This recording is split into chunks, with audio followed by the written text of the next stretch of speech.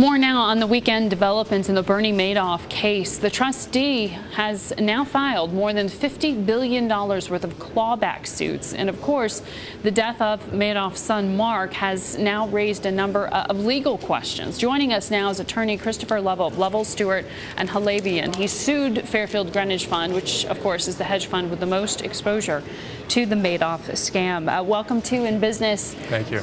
We hear $50 billion as the amount of that the trustee has filed to reclaim for Madoff victims. How wide of a net is that, and what percentage can we assume will actually make its way to the victims? Well, first, the 2 years was not an absolute deadline. If the trustee did not learn information till after December 8, 2 years ago, the trustee has more time.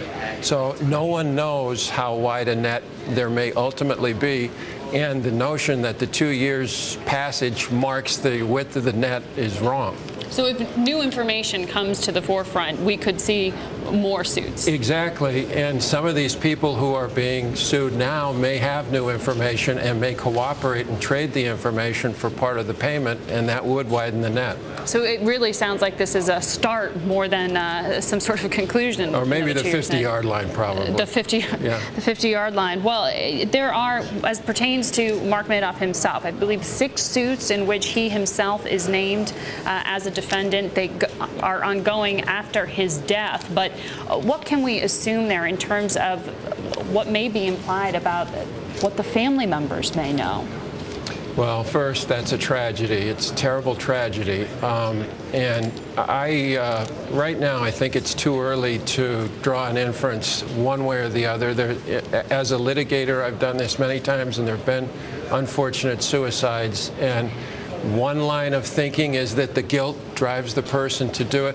Another line of thinking is that there's a lack of character, a magical thinking in the background, and really the person who commits the suicide is a victim of not knowing how to cope with things.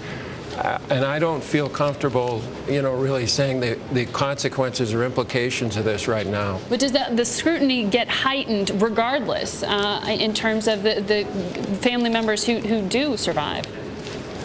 I don't think it has a direct effect on the degree of scrutiny. Not on the surviving brother, no? No, each lawyer, the government officials, the trustee, everybody has their duties of what they're supposed to do. If there's a suicide along the way, it doesn't change the duties. What it does, unfortunately, is hurt the victims of the suicide, the relatives of the suicide's family, and perhaps put a vault around some of the truth. Well, what we have seen in terms of the suits that the trustee has filed is they've already perhaps complicated business for some of the banks that have been named. Bloomberg's reporting Unicredit's sale of one of its assets for about $19 billion may get stalled because of this legal overhang. So how much complication can we expect just for the day-to-day operations of some of these firms? It's a common phenomenon that after large suits are filed, everybody steps back and holds up on a deal and say, what's the consequences of that? The report that you did is consistent with that sort of phenomenon. It's going to be, as they said in your report, it's going to be a fact-specific determination whether it holds up the deal. They've handed it over to the lawyers. They're looking into it. It's hard to know. So it's hard to know, but that's an overhang for Citi, for Bank of America, for Unicredit, for all these European banks in some way?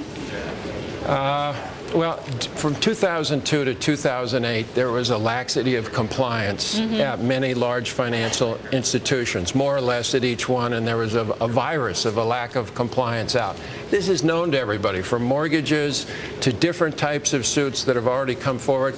These latest suits, there's been negotiations ongoing, so I don't think there's that much new that's come out just from these filings. I think this has been known to the people who are sued, and it's been told to the people who deal with the company and need to be told.